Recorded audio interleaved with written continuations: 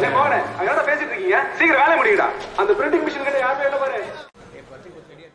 ஆனா வைபே இல்லாம எப்படின்னா வைப் தானே. அரங்க மதிர விசில் பறக்கவே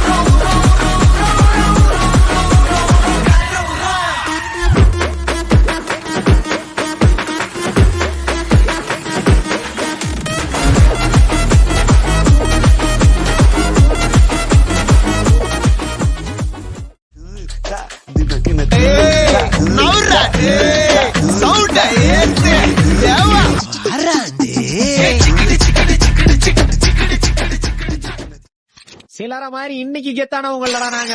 20 வருஷமா நாங்க கெத்து. பொட்டு வச்ச தந்த கொடம் ஊருக்கு நீ சில Circuit.